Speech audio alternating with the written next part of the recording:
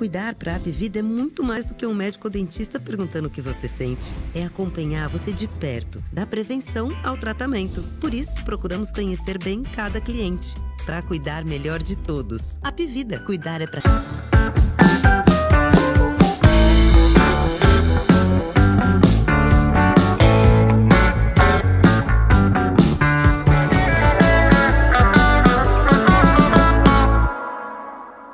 Eu vou falar uma coisa só para vocês, eu acho que vocês já perceberam, mas eu faço isso porque me dá muita alegria e satisfação falar. Primeiro, você já percebeu, né, por esse visual aqui no estúdio hoje, olha ali, Felicore Gastronomia, os vinhos, olha, repara só, sente esse saca-rolha aqui, estilizado da Felicore Gastronomia. Você já percebeu que hoje a gente, como a gente faz toda sexta-feira, o negócio é falar de coisa boa, gostosa, cheirosa, aqui no nosso vinhos etc e tal. E hoje eu estou tendo a satisfação de receber aqui uma pessoa, vejam bem, ele é especialista na paixão pelos vinhos e gastronomia. E vocês, durante a nossa conversa aqui, vocês vão entender direitinho o que eu tô querendo dizer. Por isso, eu quero citar nessa abertura dessa nossa animada, descontraída, e eu tenho certeza, uma conversa que vai trazer muitas revelações e conhecimentos para todos nós.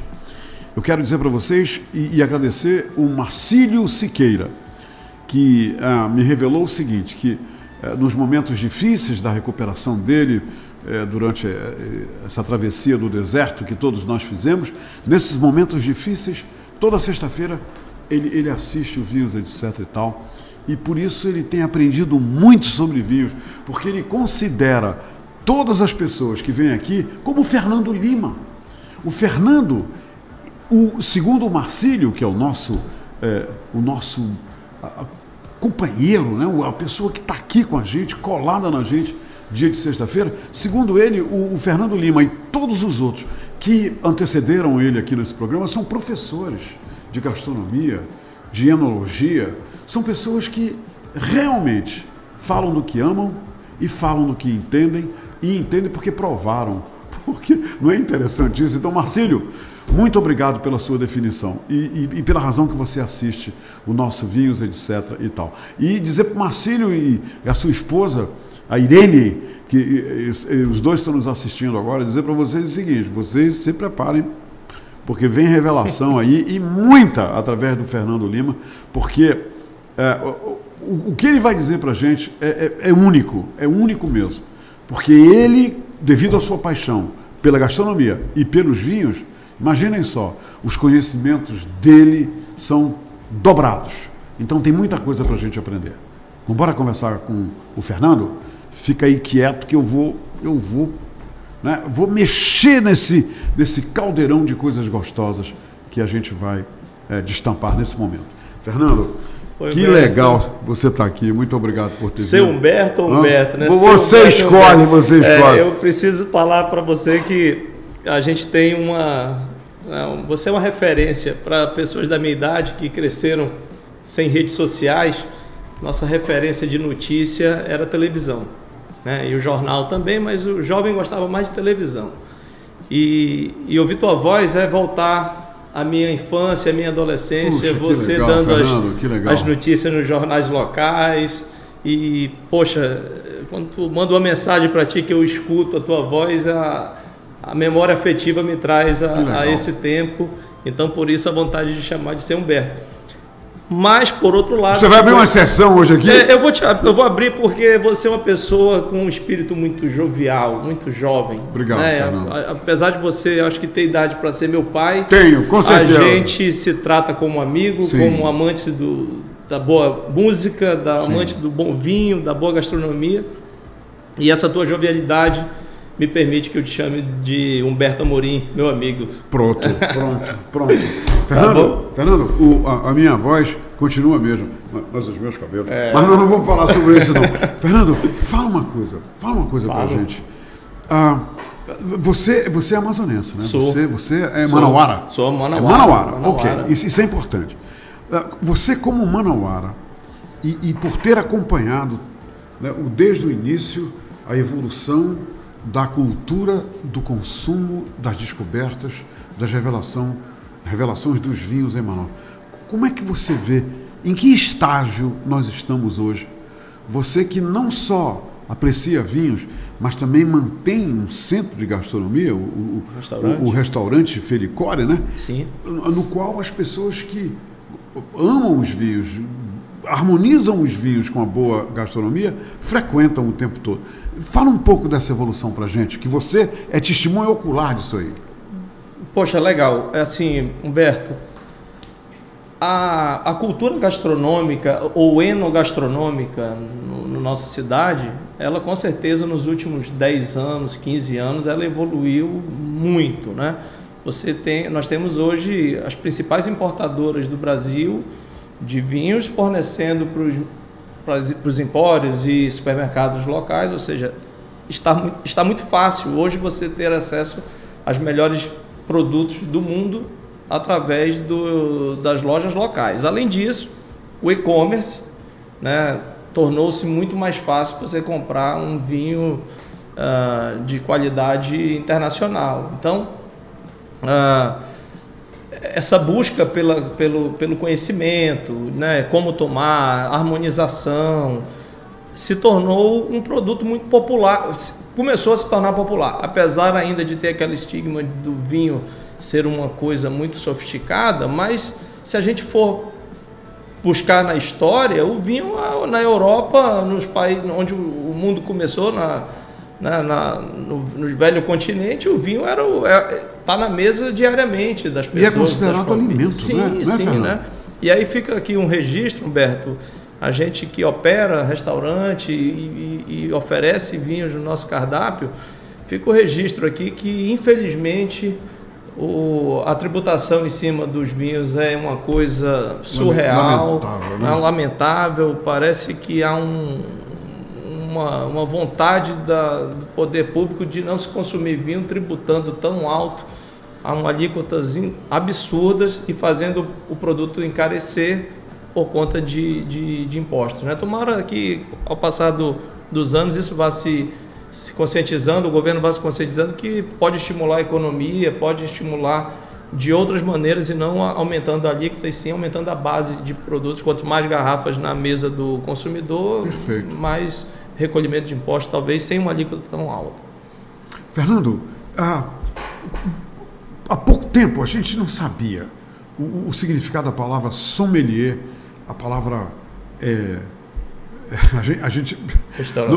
restauranteiro, são tantas palavras, terroir, o mesmo nome das uvas, né? Pinot Noir, Carmenère. A gente não usava isso no vocabulário local aqui em Manaus. Mas hoje isso e tem aumentado o conhecimento dos clientes com os quais você lida. Você sente que eles já chegam no restaurante com mais conhecimento, com mais firmeza em relação às escolhas que eles vão fazer, a escolha dos vinhos, porque o teu restaurante tem um sommelier, né? Um sommelier que mostra o vinho e fala ajuda, do vinho para o cliente, não é isso? Na verdade, a figura do sommelier, e aí eu quero, modéstia à parte, o sommelier do restaurante Felicore é uma lenda viva aqui no segmento, que é o senhor Pedro Missioneiro, né? Comandou já vários casas de vinhos, né? O Pedro é uma figura rara, um coração maravilhoso e ama ajudar os clientes, ama dar dicas de vinhos. E o que é a figura do sommelier?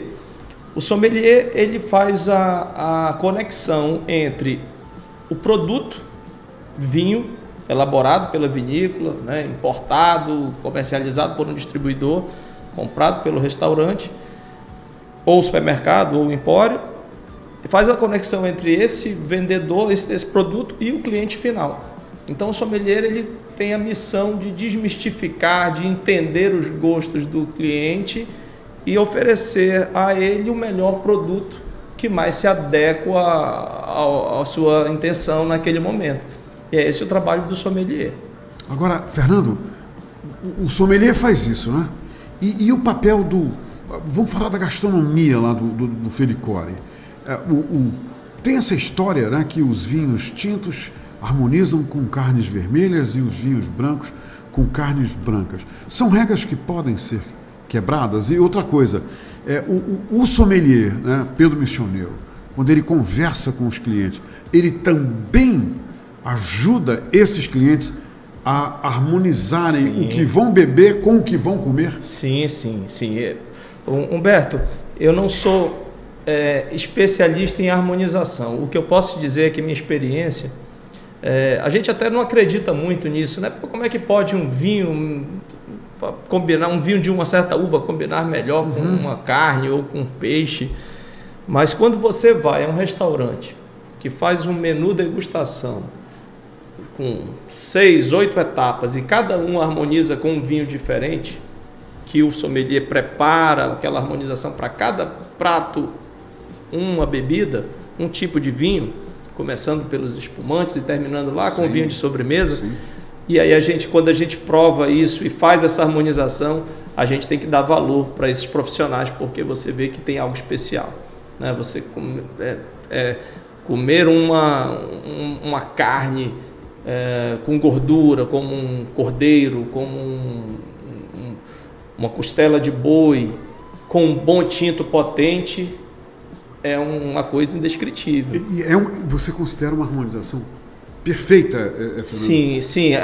Essa aí? Para o meu paladar, sim. É, né? Uma carne que tem... O gosto do freguês é importante, muito, né? Importante, mas, por exemplo, uma champanhe, por exemplo, com um peixe grelhado é uma delícia, né? Já um vinho branco com frutos do mar, imbatível. E um salter com uma sobremesa. Isso aí já é um vinho que de sobremesa, vinho de sobremesa, né? Um vinho de sobremesa com uma sobremesa doce com doce, mas fica uma delícia. Quem é que explica isso? Então são pessoas que têm essa habilidade em harmonização, mas se você que está nos ouvindo aí quiser fazer um teste, no dia que preparar uma carne mais gorda, que tem gordura entremeada na carne, marmoreio que chama, né? Você falou uma costela, por exemplo. Uma costela, né? De boi ou uma picanha, que o brasileiro adora, né? Testa colocar nesse almoço aí ou no jantar um bom tinto potente, né? De bom corpo, como o Cabernet Sauvignon, como Carmenère, um Merlot, qualquer vinho tinto potente, você vai perceber que casa bem com isso. Fernando, me diz uma coisa.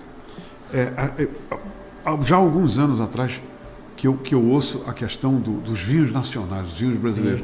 Antes a gente só ouvia falar que os espumantes brasileiros são grandes vinhos, são vinhos que, né, estão fazendo sucesso no exterior, o Brasil está exportando seus espumantes, mas de uma época para cá já estão falando nos vinhos tintos brasileiros que têm ocupado as prateleiras lá fora, têm sido exportados. Fala um pouco da tua experiência com os vinhos brasileiros. O vinho brasileiro hoje já é um vinho que a gente pode considerar com boa qualidade, Fernando? Sim, com certeza. Principalmente a região da Serra Gaúcha. Nós temos vinhos hoje em vários estados brasileiros, né? Mas a concentração dos maiores produtores e melhores rótulos estão todos no Rio Grande do Sul. Serra Gaúcha e Campanha Gaúcha são as regiões onde se produz, onde né? se produz e se elabora os melhores vinhos do Brasil. Mas a gente também pretende evoluir em Minas Gerais, em Santa Catarina, em Goiás, inclusive no Nordeste já estão produzindo nessa região, né? Produzindo, sim. E quando a gente fala da Serra Gaúcha, fica a dica aqui para qualquer brasileiro que se interessa por vinho, deveria incluir no seu roteiro turístico uma visita à cidade de Bento Gonçalves, que é a base do enoturismo brasileiro. De lá, o que eles podem partir para visitar o que? As vinícolas? Isso, você se hospeda em Bento Gonçalves e de carro, um carro alugado, ou de Uber ou de táxi, você visita as vinícolas. É coisa de 10 minutos, 15 minutos, né? Todas no entorno da cidade, né? Vale dos Vinhedos é onde você tem Casa Valduga, Dom Laurindo, as principais Miolo, as principais vinícolas do Brasil, né? Maiores produtores em quantidade e em qualidade também. E ficar hospedado em Bento e conhecer essas cidades do entorno, essas vinícolas, é a maneira mais barata de você conhecer o que nós estamos produzindo de vinho. Porque, poxa, ir a Mendoza é bom, ir ao Napa Valley é legal, ao Alentejo em Portugal é legal, sim. Mas, poxa, a gente tem aqui Bento Gonçalves com um trabalho fantástico de enoturismo. Que também dá uma experiência valiosa. Muito valiosa. Você conhece como o vinho é feito, você entra na história daquelas famílias que vieram para cá, muitos deles sem sair do Brasil, né?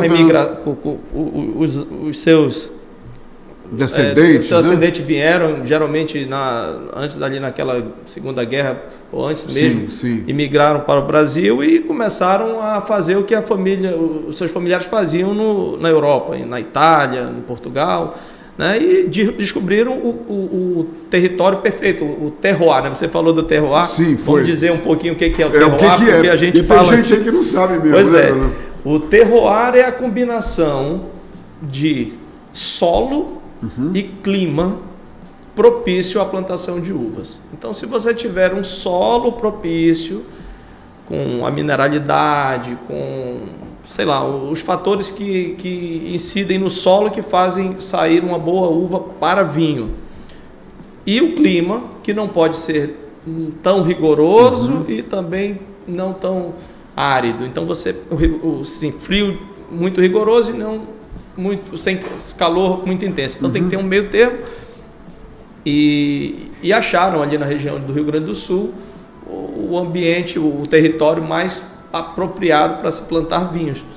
E essa região de Bento Gonçalves e todas as cidades do entorno, que chama Serra Gaúcha, uma área de altitude, né?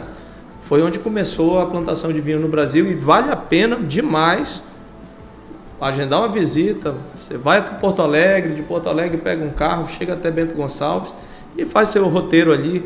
Tem as cidades das espumantes, né, que seria Pinto Bandeira, Flores da Cunha, são cidades pequenininhas assim. Onde eles produzem espumantes? Onde estão os melhores espumantes do Brasil, como, por exemplo, a Cave Gás, a Viapiana, enfim.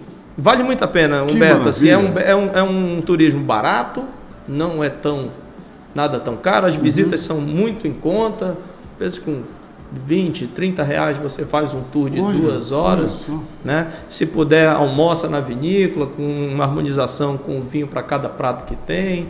Então, eu acho que é um bom caminho para quem quer introduzir-se no mundo dos vinhos, sem viajar para o exterior, que é onde estão, claro, os melhores produtos, né? Agora, Fernando, me diz uma coisa. Você, devido à tua experiência, eu estou vendo que você já teve uma experiência física, né? Você já visitou essas áreas, você fala com tanta propriedade que a gente percebe que você já esteve por lá. Então, devido a essas experiências nas vinícolas brasileiras, nas regiões produtivas brasileiras, você acha que o vinho brasileiro já tem merecimento de sobra para estar nas mesas dos brasileiros com muito mais frequência? Sim, deveria. Assim, o vinho brasileiro, ele já se iguala em qualidade a muitos vinhos de baixa qualidade que a gente importa. Olha só. Porque assim, veja bem, nem todo vinho que é feito na Europa tem qualidade. Tem vinho que é importado para cá e rotulado como um vinho de qualidade que ele custa €1 na sua vinícola de origem. €1. E às vezes é vendido aqui por R$100, R$80 um vinho desse. Interessante. Né?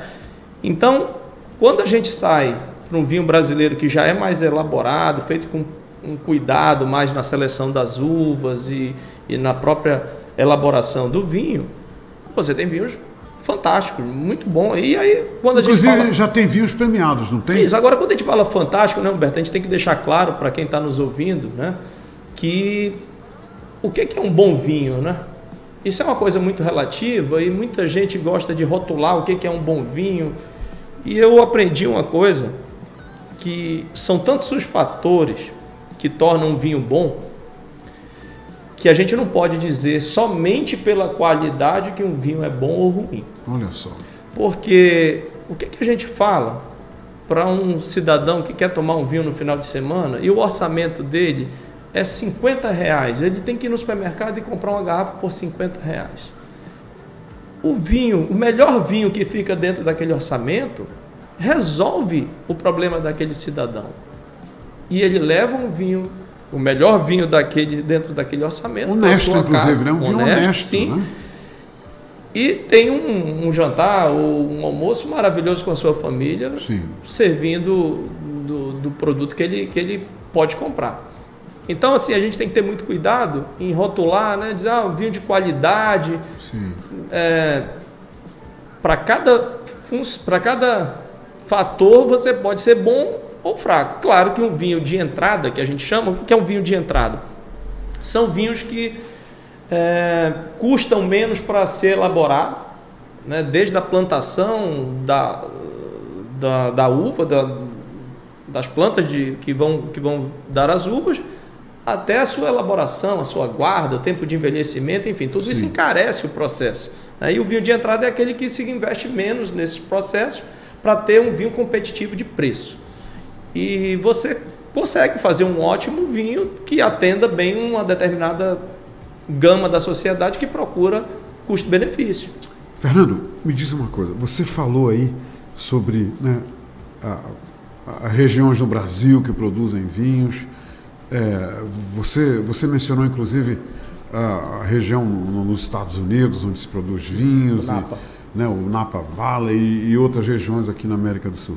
Mas eu soube que você recentemente esteve numa das regiões mais privilegiadas por clima, por solo, por tudo do mundo, que é na área de Bordeaux, na França. Como foi essa experiência? Porque eu preciso saber de ti o seguinte: você acaba de chegar de lá, né?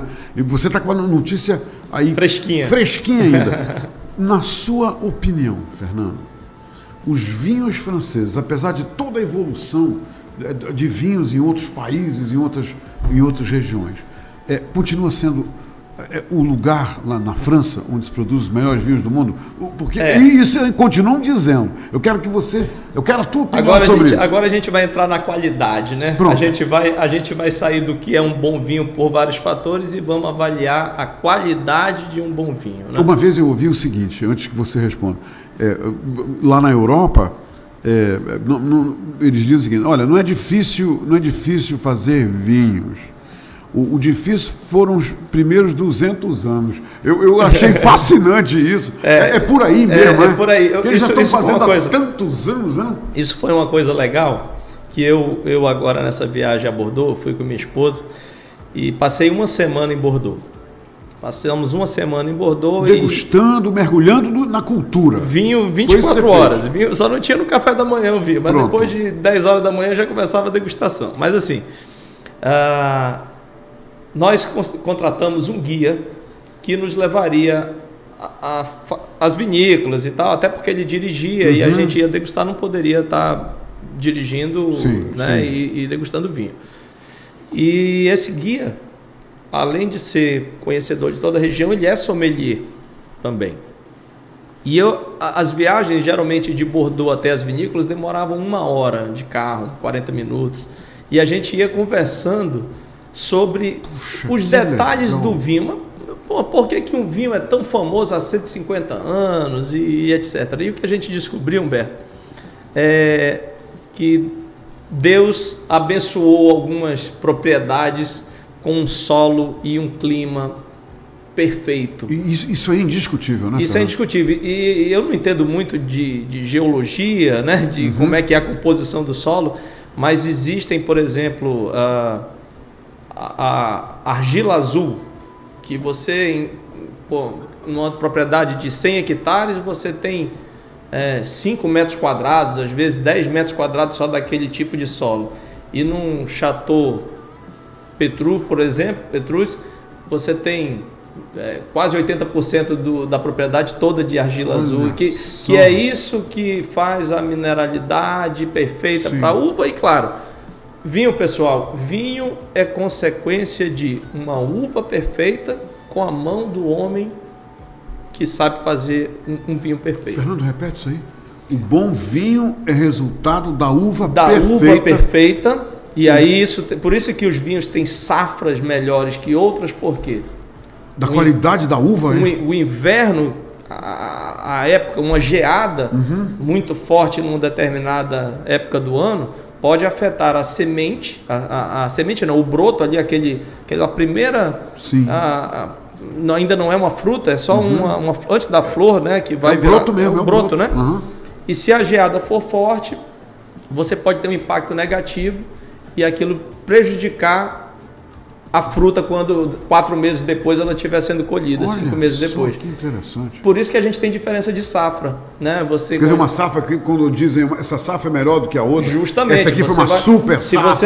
Se você for em qualquer região vinícola do mundo, você vai falar, poxa, eu queria comprar o melhor vinho que essa vinícola já fez. Aí o cara vai te falar lá, o winemaker vai dizer, esse vinho aqui, a safra de 19, a safra de 2011 foram perfeitas, entendeu? Porque o clima foi perfeito com a uva, com a fruta.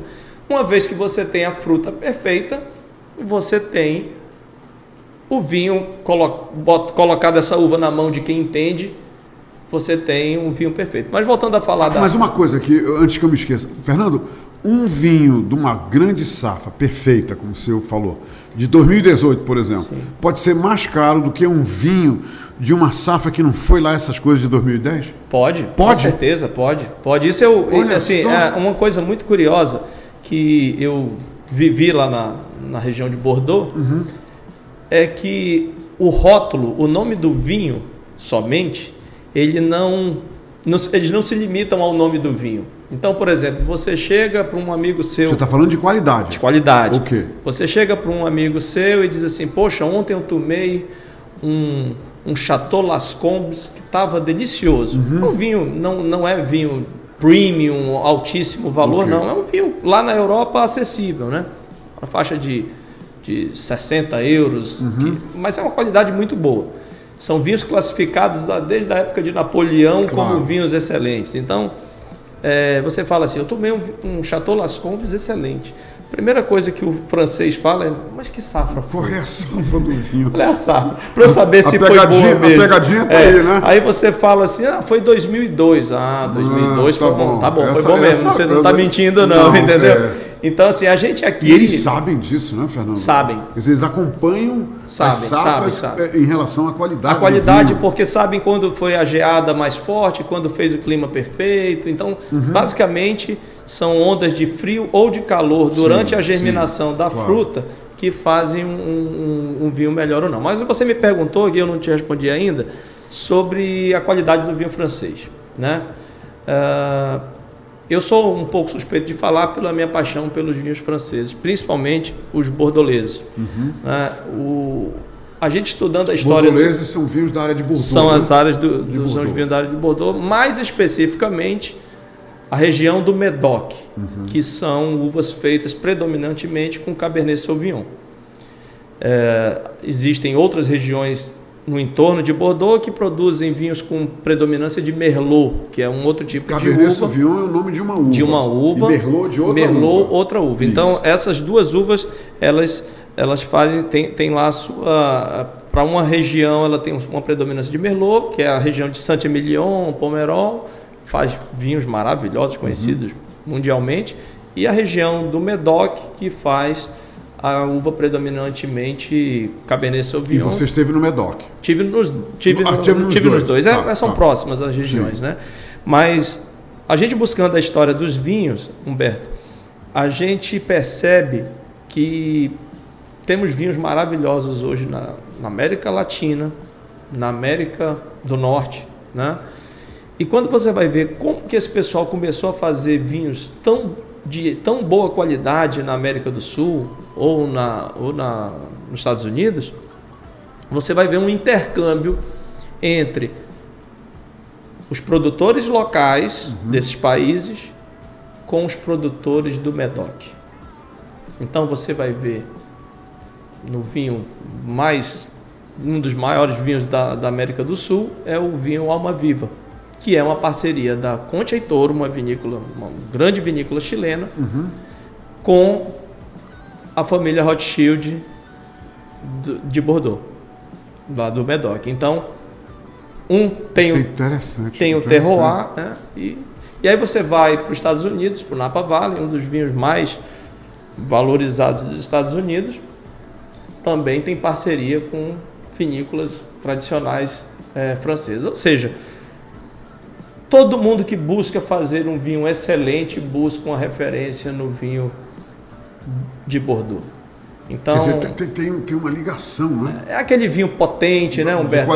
De qualidade da Europa, claro, com o novo mundo. E às vezes eu me preocupo muito assim em não rotular, né? Porque as pessoas às vezes começam a tomar vinhos e prova algo que gosta e rotula que gosta daquilo.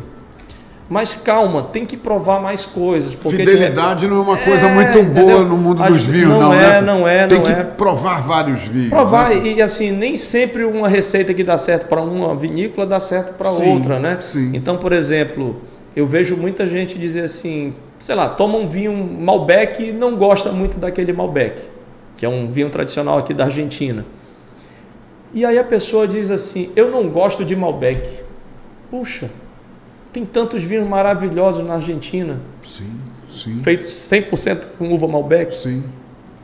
Outra, tem gente verdade, eu já ouvi pessoas falar assim, eu não gosto dessa uva aqui não. A minha uva favorita é essa aqui. Eu já ouvi isso mesmo. Eu costumo dizer o seguinte, prova e forma opinião. Mas prova muito, porque o universo do vinho, Humberto, é tão imenso, é tão grande, são tantos países fazendo vinho, com tantas regiões produzindo, tantas vinícolas nessas regiões, tantos rótulos por vinícola. Sim. A gente, mesmo que ame o mundo dos vinhos, a gente vai até o final da nossa vida provar muito poucos rótulos. Né? Então você rotular e dizer que gosta disso, gosta daquilo, né?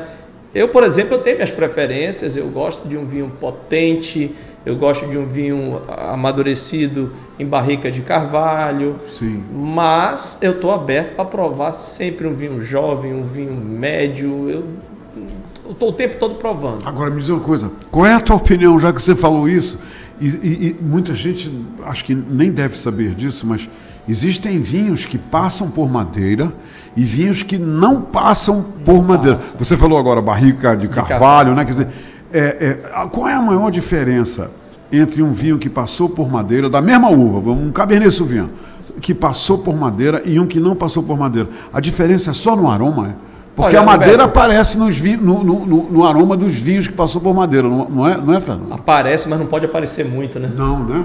Tem aquilo, né? Tem isso. Tem isso. Tem que aparecer, mas... equilibrado, né? Equilibradamente. Então, assim, na verdade, Humberto, nós temos que incentivar as pessoas a conhecerem o mundo dos vinhos, e o que faz a grande diferença é o prazer em você tomar aquela taça. Né?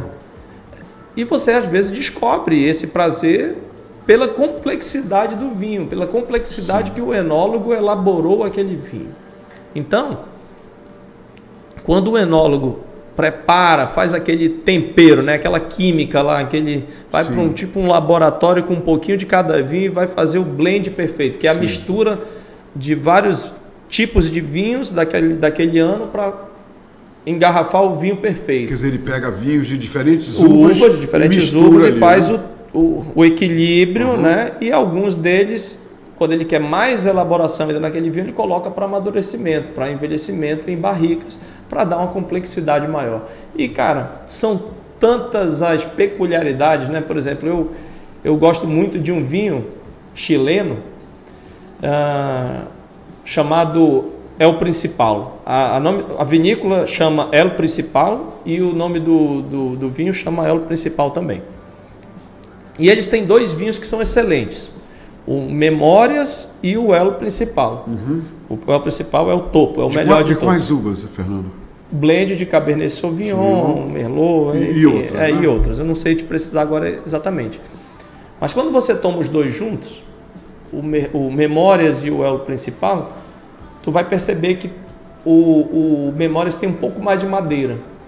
E o El Principal, que é o mais... Você percebe no cheiro ou no gosto? No gosto, no sabor. No sabor. E aí, o El Principal é tão potente quanto, mais potente ainda, mas não tem tanto sabor de madeira. E aí eu descobri que a elaboração do vinho elo principal são feitos com barris de carvalho de segundo uso. O que é isso? A vinícola compra o vinho, compra o barril. No primeiro ano ele amadurece. Nos primeiros anos ele amadurece. O primeiro uso dele é para amadurecer um tipo de vinho. Depois que invasa aqueles vinhos, você higieniza, mas os poros da madeira já foram ocupados. E aí você envelhece o elo principal naquela barrica de segundo uso. Muito interessante. E vai ficar com toque de madeira, mas sem tanta madeira. E essa complexidade é que faz a gente amar o sabor que o enólogo conseguiu colocar naquele vinho. Fernando, me diz uma coisa. Se eu for hoje à noite lá no restaurante Felicóri, né? Se eu for hoje à noite lá e eu disser assim para o sommelier missioneiro, eu disser para ele, eu gostaria, eu estou me colocando no lugar de todas as pessoas que estão nos vendo. A primeira coisa, faz reserva para hoje à noite. Faz a reserva. Olha que só uma hipótese aqui, tá? Eu estou me situando aqui. Mas é o seguinte, e eu chego lá e eu posso dizer para ele, olha, eu soube que existem safras que são verdadeiros acontecimentos. Eu gostaria que o senhor me recomendasse um vinho de uma boa safra e também com qual prato eu devo harmonizar. Isso é feito lá no Felicóri. Aí o sommelier vai dizer, a safra tal é muito legal e isso aqui é o que você vai harmonizar. Isso é feito lá? Sim, é feito. O cliente demonstra o interesse dele, né? Por uma determinada safra? Por uma determinada... Ou se não tiver nenhuma safra... Ele demonstra o tipo de sabor que ele quer do vinho, se ele quer um vinho mais potente. Tem muitas mulheres que gostam do vinho mais leve, né? Geralmente da uva Pinot Noir, que é uma uva que cai muito bem para quem está começando, né? Não tem aquela força tão grande, mas é saboroso. E aí você tem, se você for um cliente mais conhecedor e dizer, olha, eu quero tomar um vinho com mais de 10 anos, safra de 2010 para trás, entendeu? E a gente tem também algumas opções. É claro. Quantos rótulos você oferece lá no Felicóri? Algo em torno de 80 rótulos. 80 rótulos. Né? Rótulo significa vinhos de diferentes vinícolas. Isso, diferentes vinícolas. Cada rótulo. E países também, né? Países. Eu acho que é algo em torno de 10 países a gente trabalha, né? E é muito legal, sabe, ver as pessoas comemorando, celebrando algum momento, e tomando uma garrafa de vinho. Pena, como eu falo, a gente quando degusta um vinho em restaurante, ou mesmo até comprando em supermercado local, a gente paga muito imposto em cima daquilo ali. Você já falou isso. É lamentável. É lamentável. E você não é o primeiro a falar isso aqui, não. Outros convidados que estiveram aqui reclamaram também veementemente. Torço muito que isso mude. Chega quase a 60%. Eu não me lembro. Olha, do preço final chega perto disso. Pois é um absurdo. É um absurdo. Quando você compra, você paga em torno de 80% logo do preço de compra. Que coisa. Fernando, me diz uma coisa. Tem música lá? Tem. No Felicóri? Porque tem um tripé maravilhoso, né? Vinho, gastronomia e música, né? Quer dizer, sempre tem música ao vivo, sempre tem. Quer dizer, as pessoas vão estar num ambiente totalmente festivo e muito animado, não é? Bom, o Felicóri, ele é um lugar projetado para você ter bons momentos felizes, momentos alegres. Muito bem. O restaurante todo ele foi pensado para oferecer isso ao seu público. Aí você trabalha desde a ambientação, a gastronomia, os tipos de bebida oferecida e, claro, uma boa música, seja uma música ambiente, né, ou uma música ao vivo, como a gente, final de semana, né, sexta, sábado, quinta, sexta, sábado tem.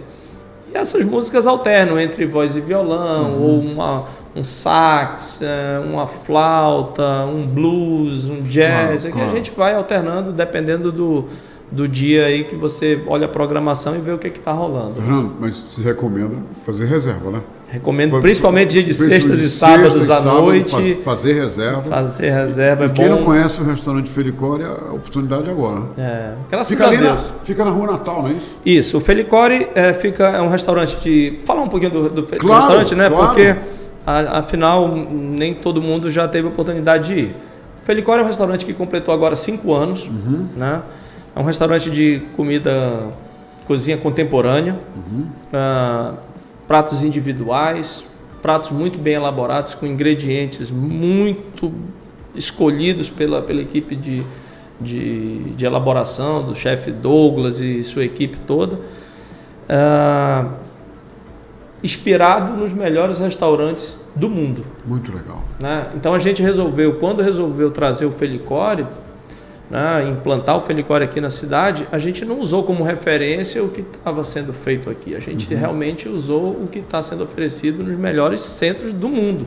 Né? Então, um restaurante com uma ambientação muito agradável, com salas reservadas, com material de... como é que chama? Mídia eletrônica, de áudio e vídeo, né? Para fazer a apresentação. Então... Tem muito evento corporativo no restaurante. Um ambiente bem intimista mesmo, isso, né? Um ambiente reservado, claro. Muito bem frequentado. Isso foi uma coisa que nós conquistamos, graças a Deus. Os clientes que escolhem ir ao restaurante são clientes de uma qualidade muito boa, muito legal. Educados, que se comportam bem naquele ambiente. E a gente tenta todos os dias superar as expectativas dele através da nossa gastronomia, do nosso atendimento e do nosso ambiente, propício para uma boa comida e uma boa bebida. Olha só, se você quer ir hoje, tente, tá? Eu vou até te dar o telefone, eu acabei de ver o telefone aqui, para 99303-3020, 99303-3020. Tenta, aí você vai ver, ainda tem uma mesa lá para 4 pessoas que você pode reservar lá no Felicório. Fernando Lima, minha recomendação e carinho para a Cris, que eu aposto ela está nos vendo, ela e a Luluzinha Felicório, eu aposto. Né? Minha sogra e minha esposa. Pois é. Luciana, minha sogra, e Cris, minha sócia, minha esposa, minha companheira de todas as horas. É isso. Então, e também parabéns a toda a equipe, leva também o nosso carinho para o Pedro Missioneiro, que está lá, né? Sim. É uma grande figura, um grande conhecedor. Parabéns pelo empreendimento, muito parabéns obrigado. Pelo sucesso e muito obrigado pelo vinho, pelos 2 vinhos que você trouxe para a gente. Eu vou degustar isso com toda certeza. Vamos pensar ainda mais, levantar a taça para o continuado sucesso do restaurante Felicório. Parabéns. Humberto, eu lembro, né? Acho que na primeira semana do restaurante recém-inaugurado, foi mesmo. Você esteve lá comigo, você esteve lá comigo, me incentivou, colocou a gente lá, porque assim não é fácil, né? Não é fácil inaugurar. Eu me lembro que a gente inaugurou em plena crise de 2000 começamos as obras do restaurante em plena crise de 2016. E você, na primeira semana de inaugurado, você foi lá com a gente, incentivou, disse assim: confia, garoto, que vai dar certo. Pronto. E tal. Graças a Deus. Os anjos disseram amém, tá vendo? Disseram amém. Infelizmente, no terceiro ano, no ano de 2020, veio a Covid, nós, né? Passamos meses e meses fechados, aprendemos a nos reinventar, como todo brasileiro teve que fazer. Claro. Né? E depois de todas as perdas de amigos e familiares, a gente conseguiu retomar o trabalho. Claro. E o mercado nos sinalizou positivamente que continuava querendo um bom lugar para se comer, um bom lugar para se celebrar a vida, e o Felicório proporciona isso, de maneira que a casa está sempre muito bem frequentada e a gente tem uma missão muito grande em superar as expectativas desse nosso público. Parabéns, Fernando. Tá bom, meu irmão? Obrigado pela conversa. Poxa, adorei. Obrigado você, eu querido. Aposto que todo mundo também. Obrigado, muito obrigado. Estamos à disposição. Qualquer coisa, só chamar. Minha gente, é o seguinte, por hoje é só. Desejo a todos um grande fim de semana. Né? Se você ainda não tem opção para sair, se divertir hoje à noite com pessoas de bem com a vida, pessoas que adoram tudo aquilo que a vida nos dá por benesses, o restaurante Felicório é uma pedida. E quero dizer também que no supermercado Vitória, em toda a rede hoje, eles estão fazendo promoções imbatíveis, com um desafio: em nenhum outro local você vai encontrar as mesmas promoções, né? Os níveis de promoção que é ali garantido para os clientes do restaurante, do supermercado Vitória. Eu estou com restaurante na cabeça, tá vendo? E também dizer para vocês o seguinte: hoje e amanhã, sábado, vai lá e você vai economizar e você vai ter o melhor, né, em promoção e tudo aquilo que você quer. Até segunda, minha gente. Deus abençoe a todos. Um abraço.